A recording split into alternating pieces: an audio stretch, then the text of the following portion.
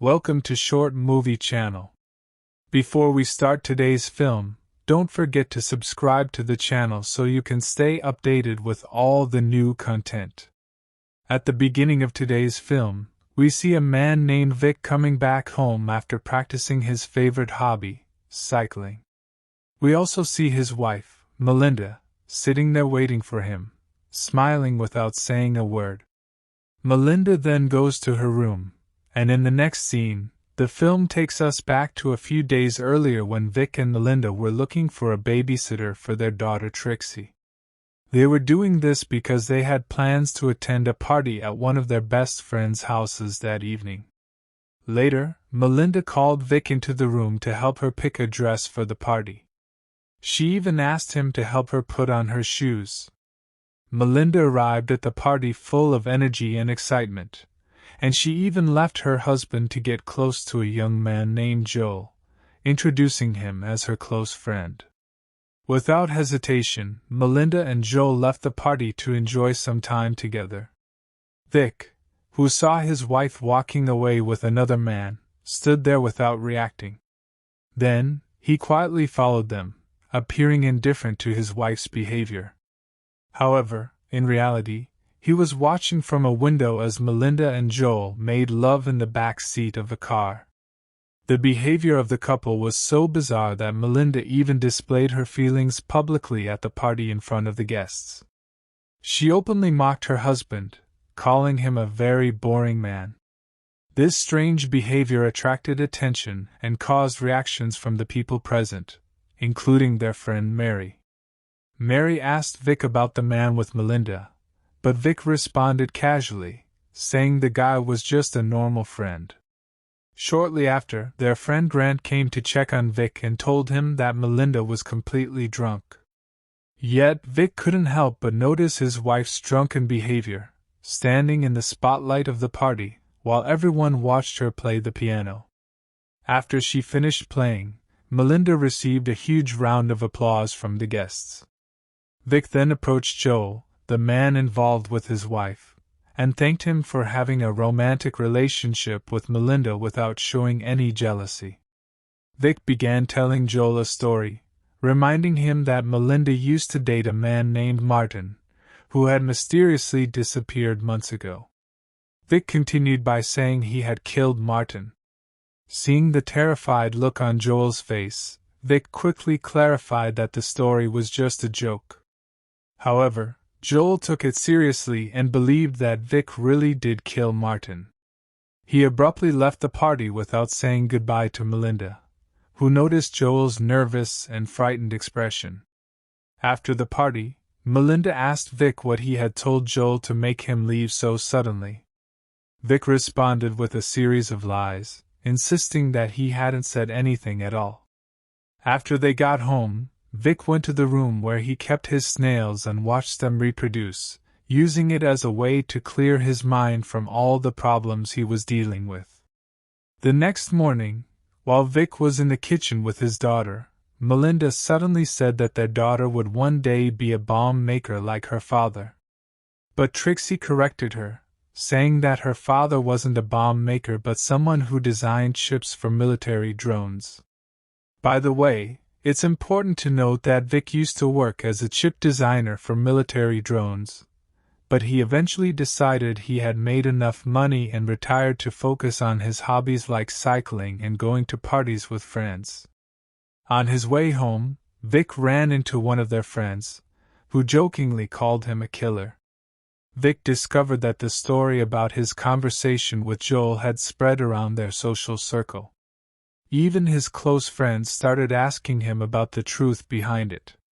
Grant also told Vic that it would be better if he held his wife accountable instead of threatening Joel with a silly joke like that. When the news about Vic's joke reached Melinda, she became furious and scolded him, saying it was completely inappropriate to make jokes like that or threaten Joel about Martin's disappearance. Melinda also planned to invite Joel to dinner at their house and wanted Vic to apologize to him. Joel agreed to come, and the atmosphere became a bit tense as Vic and Melinda exchanged glances and flirted. Melinda insisted that Vic should have acted more naturally with Joel and not done what he did. Vic quickly disagreed, saying that if she really wanted him to act naturally, she wouldn't have invited Joel in the first place.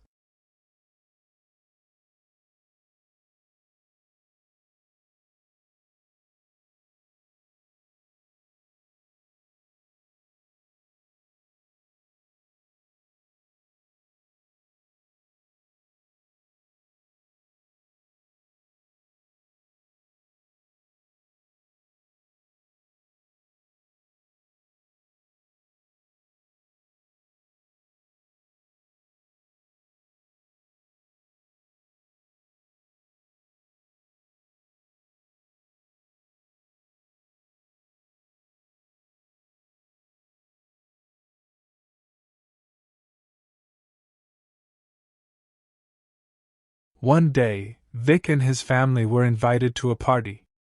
There, Vic met a writer named Don Wilson, who was an author of conspiracy theory novels. During their conversation, Don started to dislike Vic because he had a reputation as a bomb maker and even accused him of being responsible for Martin's death. When the dancing began, Vic also met a woman named Kelly Wilson, who was Don Wilson's wife. Vic danced with Kelly, and after the party, on the way home, Vic expressed his interest in Kelly, saying she was a beautiful woman and easy to talk to. It was clear that this comment finally sparked Melinda's jealousy. At that moment, she wanted to prove to Vic that she was better and more attractive than Kelly. Melinda started to flirt with Vic, saying she would rather die in the car than listen to him talk about Kelly Wilson. The next day, we see Vic with Melinda as they took Trixie to a soccer game. But after a while, Vic got a call from one of the bank employees. This person told Vic that his wife had transferred $3,000 to a man named Charles. The money had been sent from Melinda in the form of a check to cover Charles's piano lessons. After Vic learned about this, he rushed to his office to find out who Charles was. Shortly after, he was able to gather some information about Charles and immediately headed to the restaurant where Charles worked as a piano player.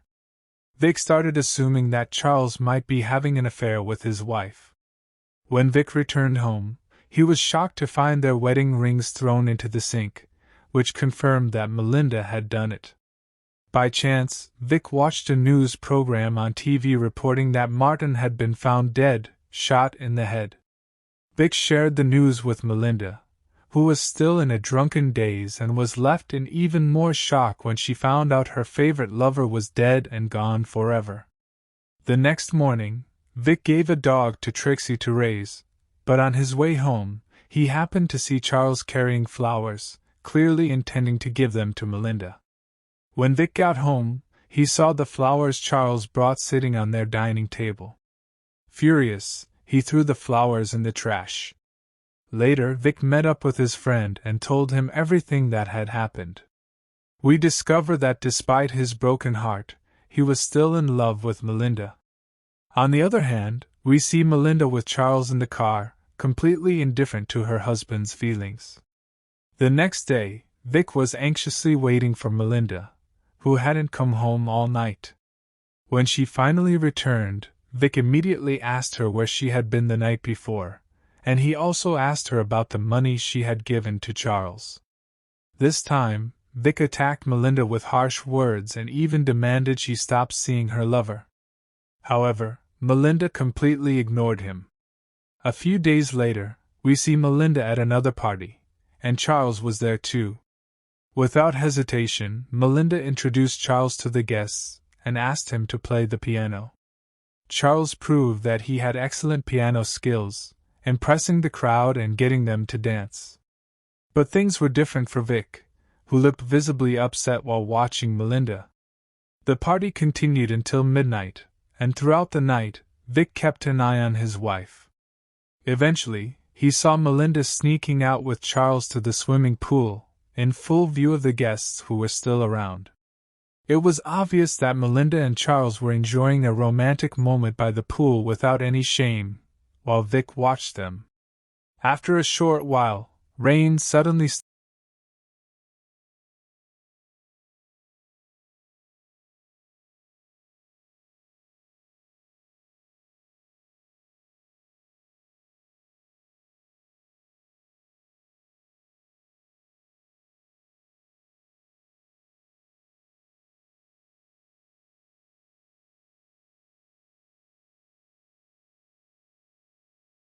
At that time, Charlie's body started floating on the surface of the pool without anyone noticing.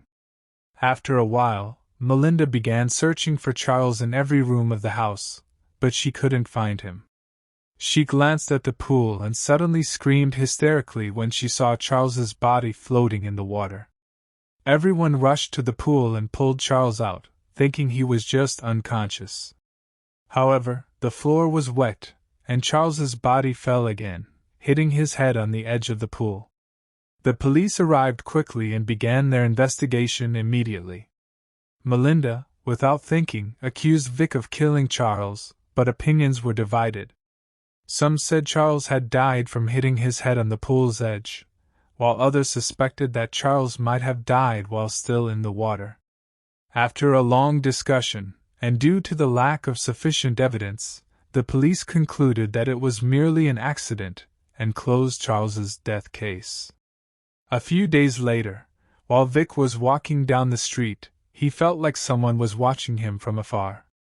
When Vic was at his daughter's school, Kelly approached him and told him that her husband had started to suspect that Vic had killed Charles, and that her husband had invited Melinda, Vic's wife, to their home to discuss the matter. After hearing Kelly's story, Vic decided to invite Kelly and Don to dinner at his home, but his real goal was to talk to Don privately to find out the reasons for his suspicions. When Vic met Don, he asked him to stop accusing him and spreading lies about him, but Don insisted that Vic was the one who killed Charles. The next day, Vic noticed a car parked in front of a restaurant and suspected that the car was watching him. When he approached it, he found a camera attached to it, which made him more certain that the car's owner was indeed following him. Vic decided to go into the restaurant but was surprised to find Melinda sitting with a man, who turned out to be the owner of the car. Vic started to suspect that this man was not connected to his wife but was instead the one tracking him, even though the man claimed to be named David and a psychologist. Despite the man's explanation, Vic remained suspicious that this person might be a private investigator working for Don and Melinda. The next day, Vic saw Melinda with her new lover, Tony, and decided to follow them. Over time, Melinda's behavior became more extreme, to the point where she told her husband she was having an affair with Tony. A few days later, Vic approached Tony and told him that Melinda was waiting for him at a new house they were going to buy. Tony believed Vic's story and joined him without hesitation. Vic drove Tony to a forest near a river at high speed. When they reached the riverbank, Vic suddenly stopped the car. Tony got out of the car, unaware that Vic was carrying a rock, which he used to hit Tony on the head. Vic then grabbed a larger rock and dropped it on Tony, causing him to fall to the ground and hit his head on a large rock, resulting in his immediate death. Vic then dragged Tony's body to the river, took his wallet, and drowned the body with a heavy stone. Vic returned home as if nothing had happened. The next day, he took his wife and daughter on an outing to the same place where Tony's incident occurred, behaving very romantically with Melinda and even presenting her with an old photo album. On the last page of the album, Vic wrote some words about his love for her. But when he was searching for Trixie on the riverbank, he saw Tony's body floating on the water. Vic quickly took his family and returned home, but Melinda realized she had forgotten her favorite scarf and decided to go back to retrieve it. Vic told her he would go alone to get it. Meanwhile, Melinda went to Vic's snail room and was surprised to find Tony's wallet. Immediately, she suspected that Vic had killed Tony. She called Don and told him what she found, and also informed him that Vic had gone to the forest. At that moment, Vic was trying to hide Tony's body and submerge it, but his efforts were in vain. Suddenly, Don arrived and saw what Vic was doing, and he quickly backed away in terror and fled in his car. Vic tried to chase him on his bike, and fortunately for Vic, he managed to cut off Don's path. Don tried to avoid colliding with Vic, swerving his car and falling into a ravine, resulting in his immediate death. Even now, Vic's crime remains unknown, and although Melinda suspects him, she has no proof. When Vic returned home, he found Melinda waiting for him with a smile, but she did not speak. She then went to her room, and thus ended our film for today. I hope you enjoyed the video. Don't forget to support us by liking and subscribing.